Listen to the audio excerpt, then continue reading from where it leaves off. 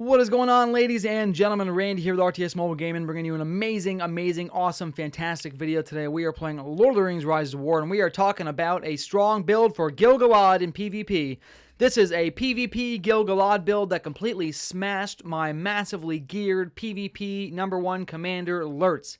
Lurtz is my absolute favorite commander in the game, and to see him get completely whooped and decimated by Gil Galad in this video was both upsetting for me, but exciting because now I get to share a strong Gil Galad build with you, my amazing subscribers. I love you long time, yes! So, we're going to walk through both builds real quick. I'm not going to spend a lot of time on Lurtz. You know what he can do and what my build is for him. But we're going to walk through the Gil Galad build in great detail and then go through the line-by-line report. And then we'll circle back at the end of the video and talk about room for improvement, because there are a few things that both sides of this fight could change looking at it in hindsight in order to perform better next time, okay? So, let's get right into it. We'll start with Gil Galad because he's the point of this video, right? Gil Galad here, very geared commander. This guy put some definitely strong gear on here. We've got the Lang equipment here, which gives you great HP and plus damage to your elves. The whole point, right, is going to be to buff the damage output from his bow knights, which are ranged elven units, and the damage output from his tier 4 range units, the Noldor Longshots, okay? These guys are very interesting. We'll talk about how and why in a minute. Originally, I didn't like the Noldor Longshots. I actually hated them. But now that I'm looking at it, I've actually decided that I like them. And we'll talk about why in a second, okay? But gear-wise, like I said, elven HP and damage. We've got the high elf defense and damage reduction to elves. We've got the helmet, which gives more damage reduction to his heralds, which are melee. And then we have the harp of Lothlorien, which gives amazing plus damage to his elven units, okay? So between this and the weapon, he's got about 11% damage bonus to his elven units.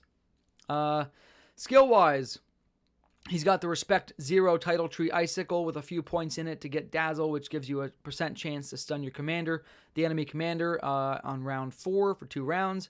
We've got the Kingly Kin, which is one of the most valuable skills in the game for commanders like Gil Galad. There's 2 or 3 others that have the Kingly Kin. This gives you a 70% chance to avoid all damage in rounds 1 and 2. It also gives you a 70% chance to avoid all damage in round 3 up until the exact point where your unit performs their auto attack. So you'll see in the report here, he's fighting against my Lurtz. My Lurtz is much faster than his units, so they are going to get an entire 3rd round to avoid Lurtz and my cavalry's damage output. So it's very strong there with that mechanic, okay? Then we've got plus 14 damage to his units, so now he's up at 25% bonus damage to his elves. We got White Council for some reduced damage received. High King for some more reduced damage received. We've got Chaotic Retreat, which is minus 35 defense to the enemy against high defense targets like the cavalry I'm running on Lurtz. This is very, very strong. Then he has 7 points in Elven Leader, which is going to give each round his Elven units a 25% chance to do a double strike on their auto attack. This is basically like a flat-out 25% damage bonus on auto attacks, okay? Now, as far as the units he's running Bow Knights, which are going to be great damage there, okay? He's running the Noldor Longshots, which are very, very, very interesting units. At first glance, I thought they were terrible. I've since decided that they're actually very strong, and we'll talk about it right now. So first off, they have Keen Eye, which is very similar to maybe even the same as the March Wardens. It basically penetrates through enemies' avoidance. So this would penetrate through an opposing Gil Galad's Kingly Kin. It would penetrate through it. And then here, this is interesting. The devs have put a new mechanic in the game where the Noldor Longshots do not auto-attack. There's no normal attack output from the Noldor Longshots. Instead, in rounds 1, 4, 7, and 10, they deal 3 volleys worth of damage, okay? They deal 150% damage to 2 targets for 300% damage output. Over 10 rounds, that's a total of 1,200 damage output. So 1,200 damage output over 10 rounds. So averaged over 10 rounds, it's a 20% damage buff. But the way this works, since it starts in round one, just looking at round one through a looking glass, the Noldors are getting a 300% damage output in round one. Okay? So absolutely enormous. That's 300% total damage output, so an increase of 200% additive damage output in round one. 200% bonus damage in round one is phenomenal, okay? Going into round four, so in round one, there's 3 rounds of damage. And round 4, we've done 6 rounds of damage. So by the time you get to round 4, you've now done 6 rounds of damage. So your 200% bonus damage output is kind of reduced down to 50%, weighted over time, okay? I can't stress that term enough. The longer the fight goes, the less and less effective the volleys are at the early round burst, okay? So if you are able to kill a lot of units in round 1, that's phenomenal, all right? Now, the one thing to note about volley is this looks to me like it leaves these units very susceptible to stuns or fear. If they get feared in round 1 and now they attack with volley on fear, they're going to deal no damage to you until round 4. If you're able to fear them in round 4, well, then, enormous damage potential if you can prevent them from getting crowd controlled. If they do get crowd controlled with fear or stun, I can just imagine turning that 300% damage output in round 1 towards their allies, okay? So scary there from a crowd control perspective. These units are massively susceptible to crowd control, which is why I did not like them originally. However, if you cannot get crowd controlled, then you can deal mega damage in round 1, okay? So, that is the Gil Galad setup. For Lurtz, you know the general gist here, right? I've got slightly better gear than the Gil Galad. He's got 4-star, 3 and 4-star golds. I have 4 and 5-star golds. I got Reckoning here, which is plus 20% damage for the first 4 rounds. I got the Helmet here, which is plus 12% damage for the first 4 rounds to melee targets. So against his Herald, I'll be doing 32% bonus damage for the first 4 rounds. For the chest, it just has a lot of might on it. The accessory has great stats for my commander as well as speed for my army, and I like fast armies, so that works for me there. Talent-wise, I'm running Pursuer at 29 out of 29. I'm running Uruk-hai Firstborn, 29 out of 29. And I have all my bonus points in Uruk-hai Elite, which gives me might and speed, okay? As far as actual damage output, Lurtz got dominated. Look at this. This is insane. Look, Lurtz usually does like 40 to 60,000 damage in round 1 alone. Round 1 alone, ladies and gentlemen, I cannot stress that enough. In round 3, I usually do 70 to 110,000 damage. So the fact that he reduced my damage so enormously in this fight is very impressive. Okay, and that's because through all of those pieces of gear and the abilities, he's actually reducing the Noldor Longshot's damage received by about 45%. Very, very strong, okay? The Heralds get reduced by about 50% damage received. The Bone Knights get reduced by about 56% damage received, okay? So he has enormous damage reduction to his units, as well as their avoidance from the Kingly Kin ability, okay? Enemy damage output. You can see the Noldor Longshots here had the majority of the damage output. They are very strong units early on in the fight, and that shows, okay? Their actual damage per unit, since they are a 50-unit command, is lower per unit than the Sentinels. So if you're running 100 command unit Sentinels, you may see higher damage output up until round 9. When you get in round 10, obviously you're doing another 3-round volley from the Noldors. They'll get that 20% damage kind of pulling ahead. But the Sentinels, up until, if you time weight average the entire fight, you get all the way to round 9, one command of Sentinels will do a little bit more damage than one command of Noldor Longshots, okay? But early on in the fight, like I said, rounds 1 and 4 are where they are really taking advantage of their multiple strikes. So, the Noldors did fantastic damage, all right? Let's look at the report itself, and then we'll circle back and talk about a couple things to improve on both builds. Okay, let's jump down to round 1, where Lurtz does his initial burst, and the Noldors do their initial volley. So here we go. Lurtz, rush, raid, and raid. So we had 1 rush and 1 raid dodged, and we had 1 raid go through. We had an auto attack dodged. So, Lurtz put out 4 damage instances. 3 of the 4 were dodged. 1 of the 4 damage reduction was whatever 50% damage reduction, okay? So instead of dealing 15 to 18k damage from my raid like you're used to seeing, I only did 7,500 damage. So not only did they dodge 3 out of 4 attacks, the one that got through was cut in half. The Bonites getting a double strike from Gil Galad's double strike attack, Elven Leader. Boom. I got the Cataphracts coming in hot. The Ram Riders getting dodged, putting a trample debuff on. Here is the Noldor Longshots, right? So here is rounds 1, 2, and 3 damage output condensed into 1 round against 2 targets, okay? So we've got a total of 52,000, almost 53,000 damage output. Just under 53,000 damage output from the Noldors in round 1, okay? Massively, enormously fantastic. I got the Herald here for some damage. They did not trigger a double strike. That's okay, but strong damage output from the Herald as well, okay? Here's round 2. Lurtz's auto attack is avoided. The Noldors, as you can see here in round 2, cannot initiate normal attacks, so there's no damage output from the Noldors in round 2. All right.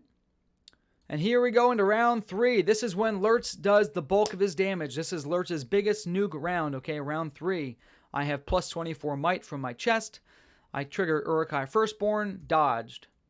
Second Uruk-hai Firstborn, not dodged. Third Uruk-hai Firstborn, not dodged. So I got through 2 out of 3 hits there.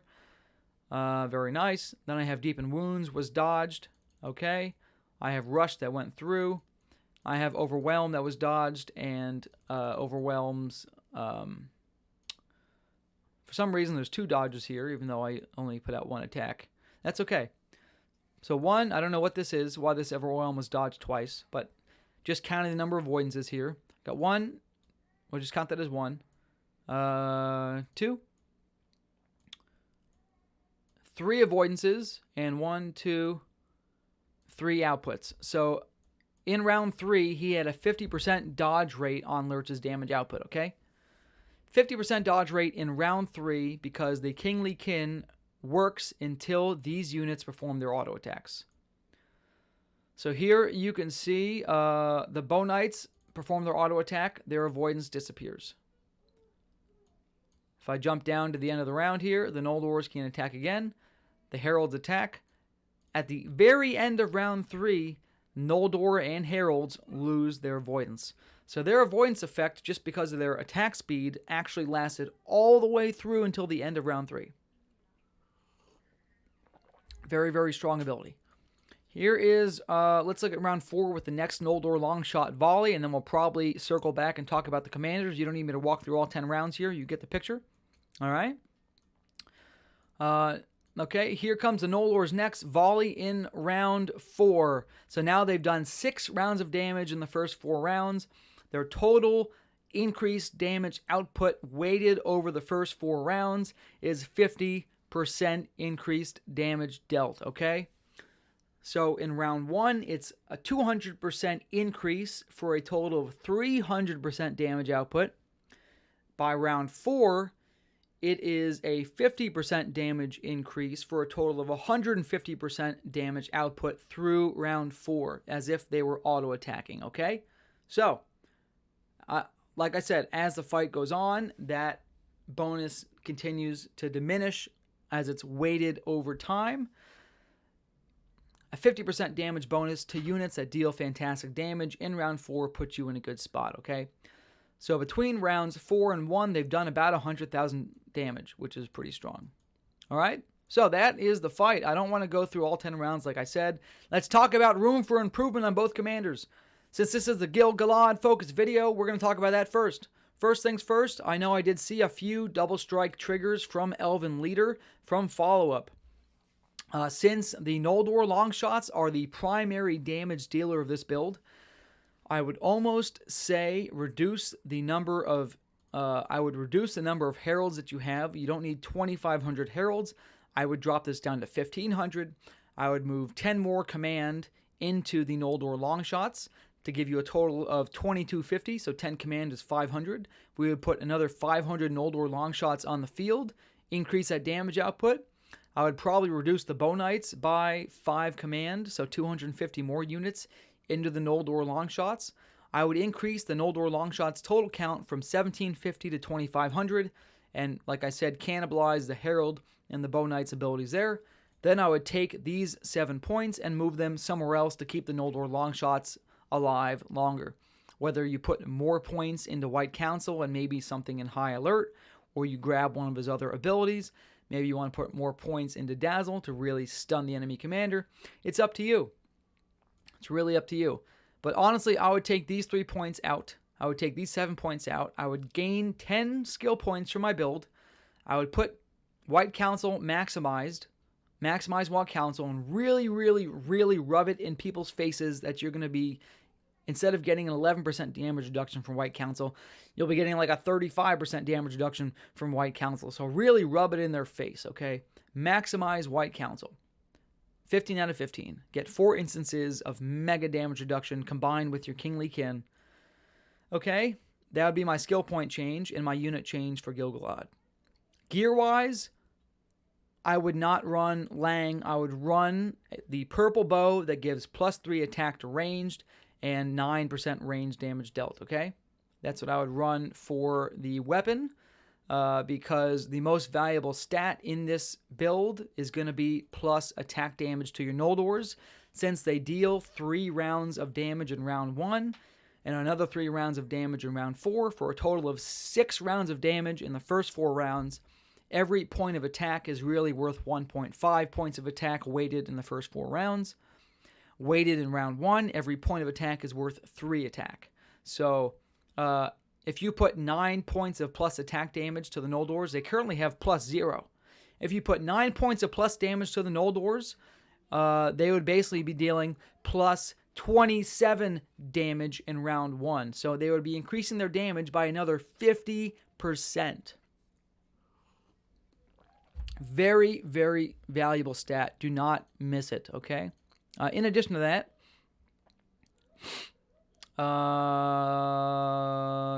let's jump into Lurtz. So for Lurtz, I'm currently running a build that is not designed to kill ranged, okay? I'm running Cataphracts, which are anti-melee. They reduce the melee damage received by 15%. If I knew I was going to be fighting a Gil Galad, looking in hindsight 2020, I would have been running Dragoons instead. Instead of Cataphracts, I would have Dragoons and Ram Riders. Dragoons reduce the range damage received by 30%. So I'd run Dragoons. I'd run like 500 to 750 Ram Riders and a bunch of Dragoons and maybe 500 Cataphracts just in case there's a melee front line I want to absorb. And then gear and skill-wise, I wouldn't change any skills. But the gear-wise, I would run an accessory that gives Lurtz the pursuit buff, okay?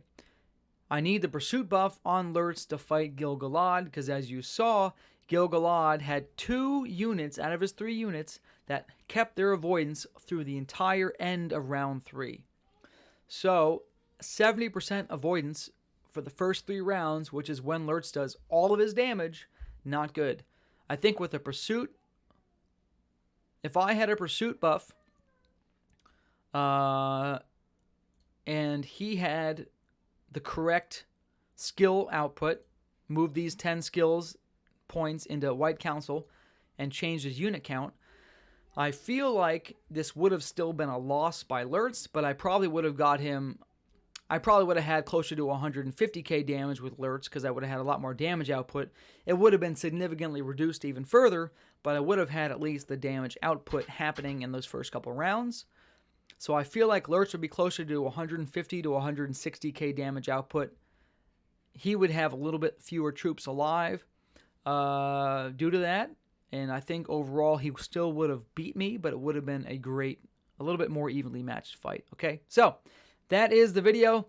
I love you guys long time. Very interesting look, detailed, deep dive look at Gil Galad. Hopefully you enjoyed it. Like and sub. Randy out.